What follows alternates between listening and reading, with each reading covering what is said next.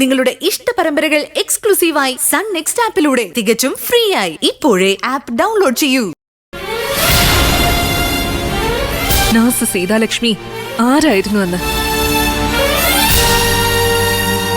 ഡാഡിക്ക് എന്നെ ആട്ടിയിറക്കാം, ചവിട്ടി പുറത്താക്കാം.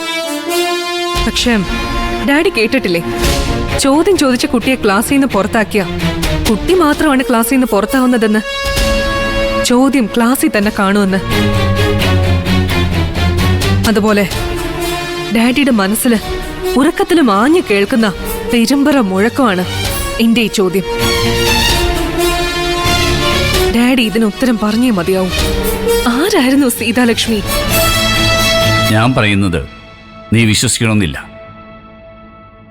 വിശ്വസിക്കണമെന്ന് എനിക്ക് നിർബന്ധമില്ല. സീതാലക്ഷ്മി എന്നൊരു നേഴ്സ് നമ്മുടെ ഹോസ്പിറ്റലിൽ ഉണ്ടായിരുന്നു എന്നുള്ളത് സത്യമാണ്. നിന്റെ അമ്മ മായയേക്കാൾ ഒരു വയസ്സിന് എളുപ്പം കാണുമായിരിക്കും. ഒരു ഹൈറേഞ്ചുകാരി, ഭർത്താവ് മരിച്ച ഒരു പാവം സ്ത്രീ. കൂടുതലൊന്നും എനിക്കറിയില്ല. ഓപ്പറേഷൻ തിയേറ്ററിൽ എൻ്റെ നല്ല ബഡ്ഡി പേരായിരുന്നു സീതാലക്ഷ്മി.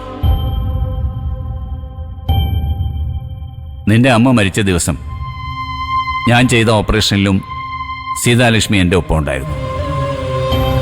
എൻ്റെ മായമ്മയുടെ, അതായത് നിന്റെ അമ്മയുടെ മരണശേഷം ആരോടും ഒന്നും പറയാതെ സീതാലക്ഷ്മി ആശുപത്രിയിൽ നിന്നും പോയി. ഡാഡി തിരക്കിയില്ലേ?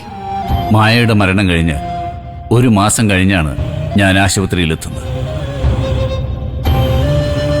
എന്നും കാണുന്ന സ്റ്റാഫിനെ കാണാതായാൽ ഒരു അന്വേഷണം ഉണ്ടാവുമല്ലോ.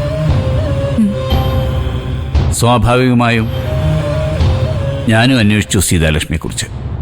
അത്രമാത്രം? അതെ, അത്രമാത്രം.